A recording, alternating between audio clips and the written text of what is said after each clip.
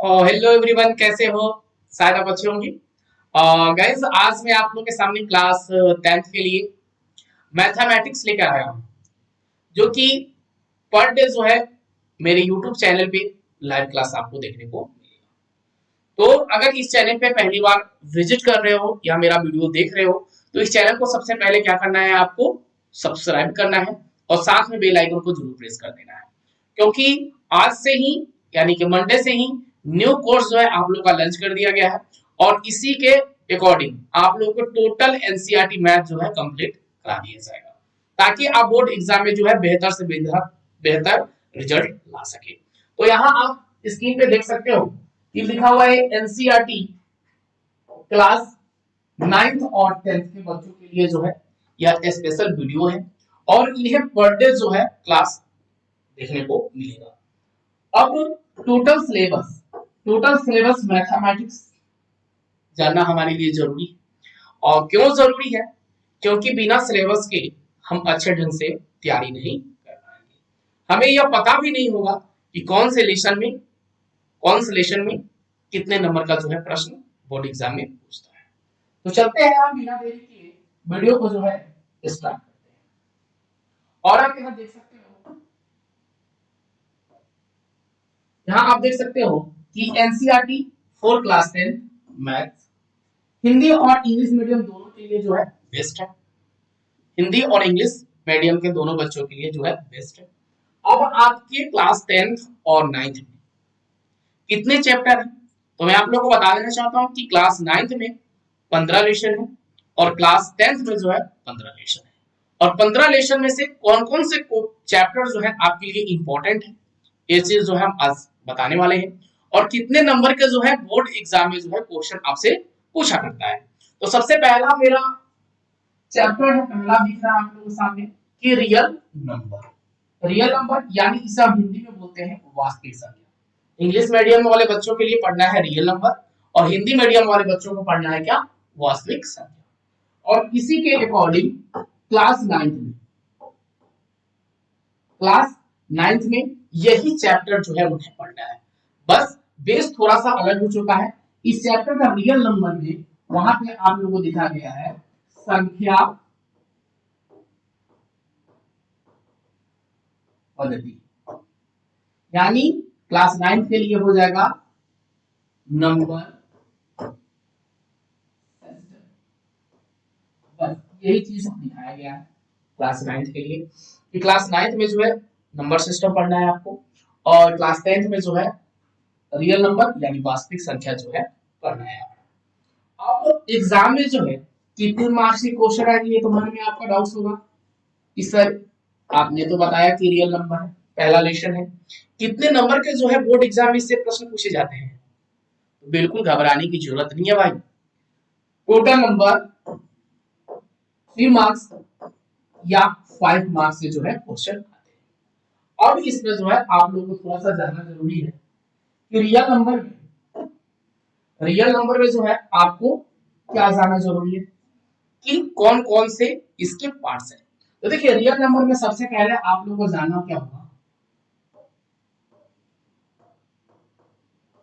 Euclid विभाजन algorithm. Euclid विभाजन algorithm हमें पढ़ना है। उसके साथ में पढ़ना है एचसीएफ बाई एलसीएम। इसमें हमें दो चीज ही पढ़ना है लेशन 1 में, यूक्लिड विभाजन एल्गोरिथम, एचसीएफ और एलसीएम पढ़ना है। बहुत आसान है चैप्टर और बहुत मजे वाला चैप्टर है। नेक्स्ट टाइम कल जो है आप लोगों को मैं इसके कुछ लेसन 1 एक्सरसाइज जो है आप लोगों में कराऊंगा और उसके साथ टोटल चैप्टर का जो है सॉल्यूशन मैं आप लोगों को कराने वाला हूं। तो अब कहीं जाने की आपको जरूरत नहीं है, अब इसी चैनल पे जो है ऑल सब्जेक्ट की तैयारी कराई जाएगी।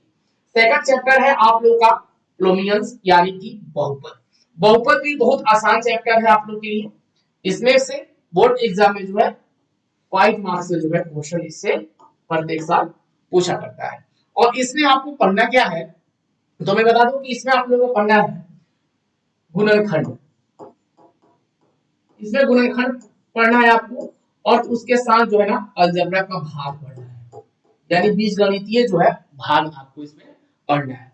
तो यह 3 मार्क्स का क्वेश्चन जो आएगा बोर्ड एग्जाम में गुणनखंड निकालने के लिए, और 2 मार्क्स का जो है आपको भाग निकालना पड़ेगा, तो बहुत ज्यादा आसान हो जाएगा। उसके बाद तीसरा चैप्टर है क्या, pair of liner equation of variable, यानी कि दो चर वाले रैखिक समीकरण। ये भी बहुत आसान चैप्टर है। इसमें जो ये चैप्टर है इसमें हमें 3-4 चीजों को विशेष ध्यान देना होता है। और कौन कौन से, जो देखिए इसके महत्वपूर्ण चैप्टर में जो पार्ट है, प्रतिस्थापन विधि, ठीक है, कौन कौन सी विधि है, प्रतिस्थापन विधि, विलोपन विधि, रसगुणन विधि,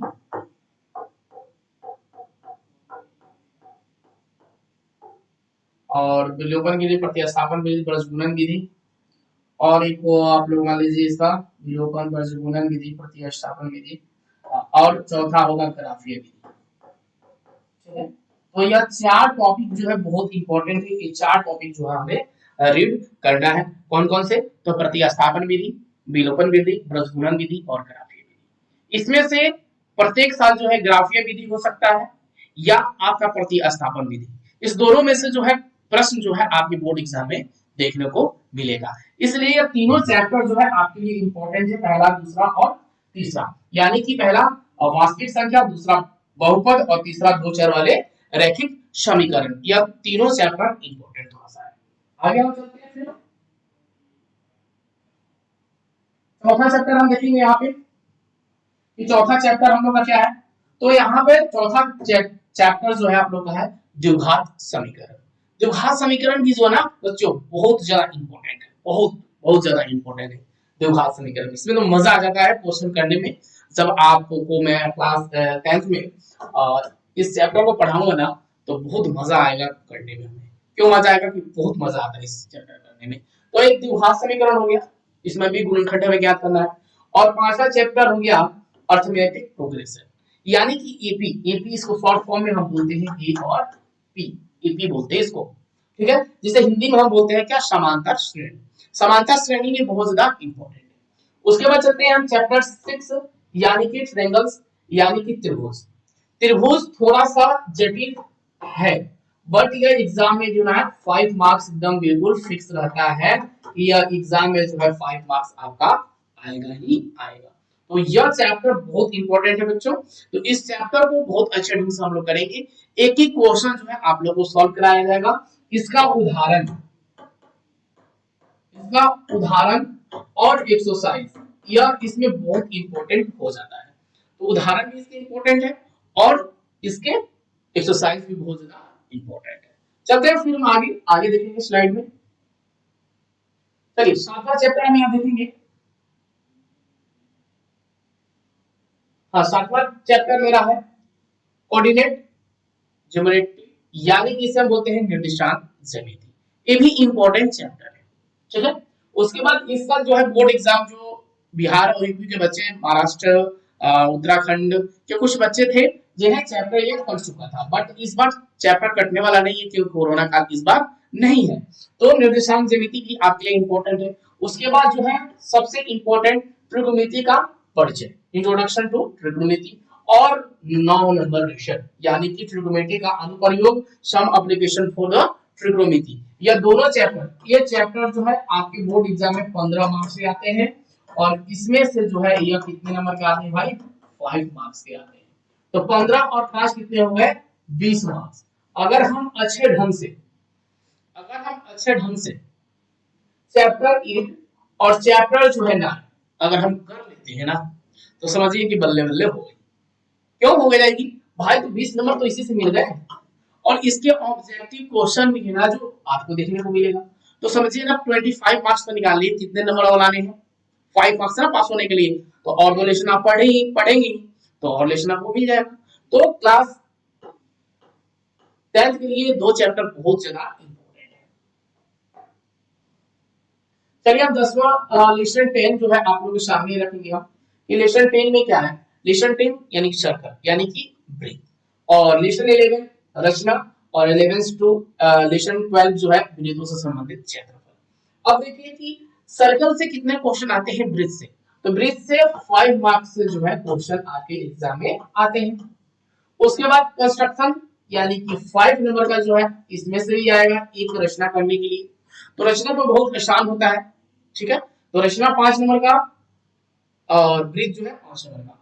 और वृत्तों से संबंधित क्षेत्रफल कितने मार्क्स से क्वेश्चन आएंगे, तो यह जो है 10 मार्क्स से जो है क्वेश्चन आने वाला है, ठीक है। तो यह 3 चैप्टर जो है आपके होंगे। तो अगर आपने नोटबुक में नोट नहीं किया है कि लेसन 1 लेसन 2 लेसन 3 कौन कौन से चैप्टर है, इसको नोट कर लीजिएगा। बट अभी आगे हम चलते हैं थोड़ा सा। अब देखिए यहाँ 13 लेसन कि 13 लेसन में क्या है, सरफेस एरिया एंड वॉल्यूम्स यानी पृष्ठीय क्षेत्रफल और आयतन। ये भी जो है आपके एग्जाम में 5 मार्क्स के। और स्टैटिस्टिक्स जो है यानी कि सांख्यिकी, सांख्यिकी आपके एग्जाम में जो आएंगे ना 10 नंबर आएंगे या 5 नंबर आएंगे। अब इसमें जो है आपको क्या क्या पढ़ना है मैं इसके बारे में बताऊंगा थोड़ी देर बाद। अभी मैं आप लोगों को परिचय से लिख दे रहा हूँ, ठीक है। उसके प्रायिकता या प्रोबेबिलिटी जो है कितने मार्क्स के आते हैं, तो 5 मार्क्स के आते हैं, ठीक है। अब यहाँ पे आपने सब कुछ समझ लिया, ठीक है। अब हम चलते हैं लेशन बाय लेशन, लेशन से चलेंगे हम आगे और लेशन से देखेंगे कि इसमें कौन कौन से चैप्टर जो है हमें पढ़ना है और कौन कौन से नहीं पढ़ना है। चलिए यहां देखते हैं हम सबसे पहले। फर्स्ट ऑफ ऑल यहां देखेंगे ध्यान से,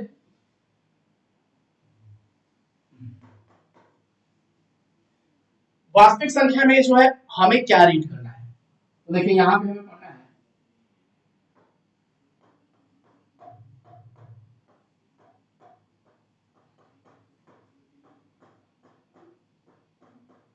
यूक्लिड विभाजन एल्गोरिथम, यूक्लिड विभाजन एल्गोरिथम इसमें हमें पढ़ना है। और इसमें पढ़ना क्या है, एचसीएफ बाई एलसीएम, ओके। इसमें एक चीज पढ़ना है हमें। प्रोब्लम में बहुपद में हमें क्या क्या पढ़ना है, तो इसमें जो बहुपद बहुत आसान होता है, इसमें एक्स वाई जेड का जो है हमें वैल्यू ज्ञात करना है, ठीक है। रैखिक समीकरण में हमें आपको बताया कि 4 इसमें हमें इंपॉर्टेंट विधि पढ़नी है, प्रतिस्थापन विधि, विलोपन विधि, परस्पर विधि और ग्राफीय विधि। तो 4 ये इंपॉर्टेंट इसके हो गए।